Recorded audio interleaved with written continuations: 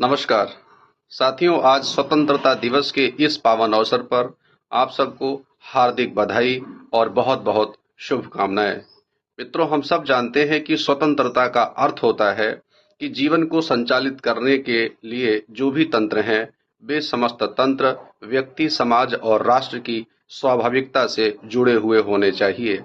वहीं स्वाधीनता का भी कुछ यही अभिप्राय है कि जीवन को जो भी संचालित करने वाली गतिविधियां, आचरण और व्यवहार है, वह व्यक्ति की नैसर्गिकता और स्वाभाविकता के साथ ही जुड़ा हुआ होना चाहिए। आज जब हम समग्रता से चिंतन मनन करते हैं, तो ऐसा पाते हैं कि हमें भौतिक दृष्टि से भी आज अपने देश को संचालित करने के लिए विभिन्न तंत्रों पर निर्भर होना पड़ रहा है। हमें उनसे भी स्वतंत्र होने की आज बड़ी आवश्यकता है। हम अपने जीवन में, दैनिक जीवन में जो अपने चारों ओर देख रहे हैं, उसमें कुछ ऐसी भी गतिविधियों को देखते हैं जो राष्ट्रीय व्यवहार के अनुकूल नहीं है। उनसे भी हमें मुक्ति की बड़ी आवश्यकता है।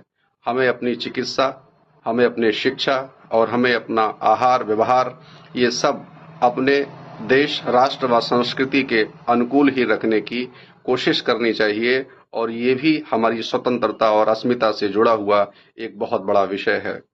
इसी ही के साथ साथ जब हम आध्यात्मिक दृष्टि से देखते हैं, तो आज मनुष्य जो स्वयं में आनंद का स्वरूप है और अपने आप में ब्रह्मांड की सर्वोच्च शक्तियों को धारण किया हुआ जीव है, जब उसको हताशा, निराशा और कुंठा, अवसाद और तनाव में जब पाते हैं, तब मन व्यथित हो जाता है।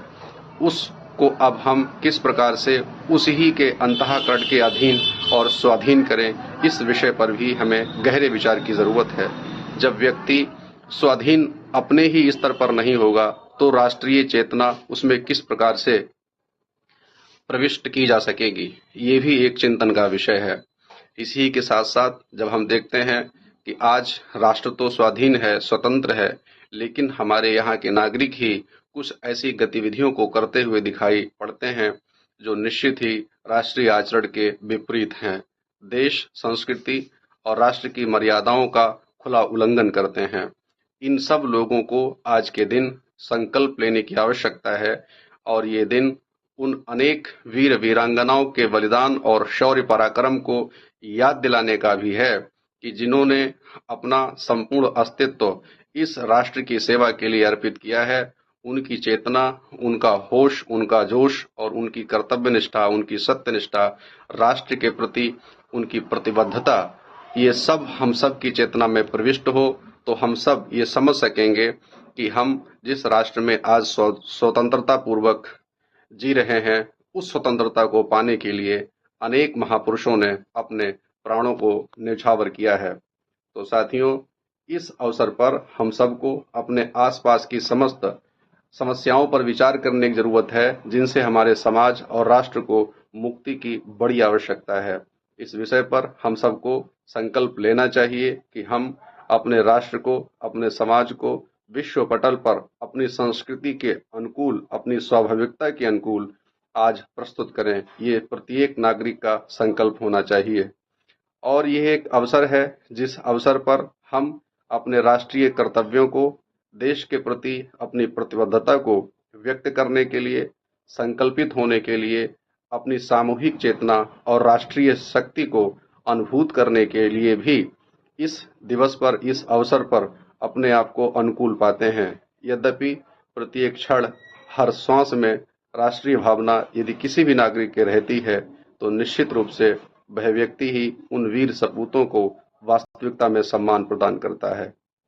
एक दिन उन महापुरुषों को याद कर लेने से बात नहीं बनेगी, वे हर क्षण हमारे हृदय में रहने चाहिए।